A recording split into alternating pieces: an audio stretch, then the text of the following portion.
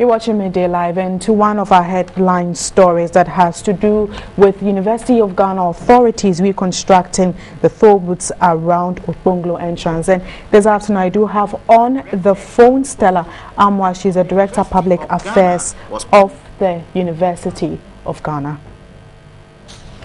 Good afternoon, Stella. Good afternoon. Now, what's informing the university's decision to reconstruct the toll booths? The university's decision to reconstruct the road. Not the toll booths?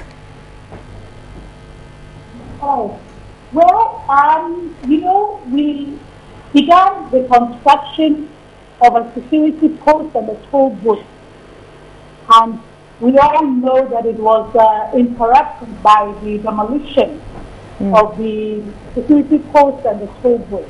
The university is continuing or is reconstructing this because this is a facility that is very important for the university to have, a security post, and that is what we are reconstructing.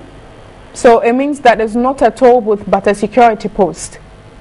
Well, as I said, originally we had intention, or we were constructing a toll booth as well as a security post. This is being reconstructed, and if in time we would use it for tolling, that is not the objective now. We need a security post, and that is what we are reconstructing. But does the institution, in one way or the other, have any decision to go back to the tolling? Well, I don't think that we should be looking at that now.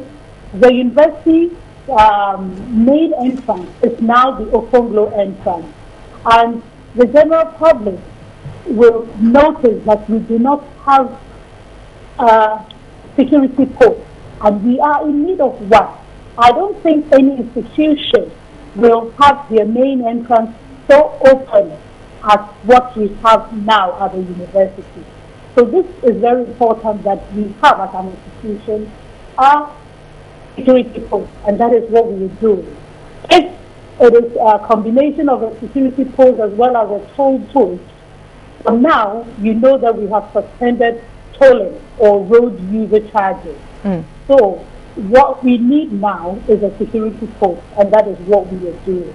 So for the meantime, the tolling or road user charges has been suspended. What we have now is the UG sticker. And mind you, that entrance is the entrance which is not restricted.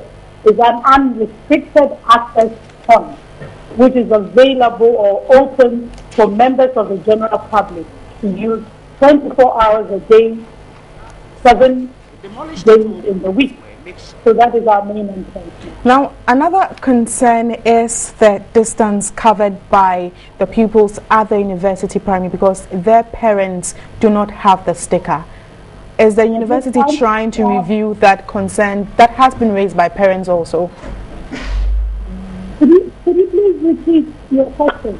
I was talking about the distance covered by pupils who attend the university primary, because they have to alight at the entrance and probably go up or go with the shuttle you have provided for them. Are you in one way or the other meeting with parents to review that very issue? No.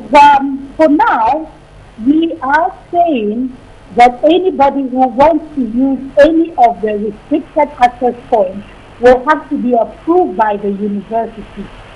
So that person will have to pay and get the UG sticker. The other entrance, which is the Okponglo entrance we were just talking about, is free.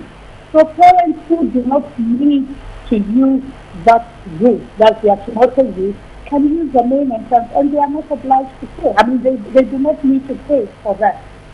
I don't think any parents who want to bring their children right into the school, and if they want to bring their children right into school, then it means if they are coming from that route which is restricted, they need a UG sticker to access that route. And do all parents understand this? Because we have a story and visuals where we see these pupils stranded at the entrance. That's why we're asking that. Do all parents understand this measure? stranded at the entrance. What was shown to members of the general public was not a correct thing. The report did not indicate that these children were directed by their parents to walk instead of boarding shuttle buses that the university provided free of charge to these children. Okay. And I just want to add that 5 children living on the campus walk the same distance every morning to school, which is an average of 300 meters. And even for some of our staff who bring their children to school, some children walk as far as from the staff village to the university basic school. So walking from that entrance is not a new thing. And if shuttle buses are provided for the children and the parents do not want them to take a lift, that means they are directing the children to walk. The children are not stranded. All right. This was not acceptable because day in and day out, children walk such distances. Thank you very much indeed for your time. I have been speaking with Stella Amwa, Director, Public Affairs, University of Ghana.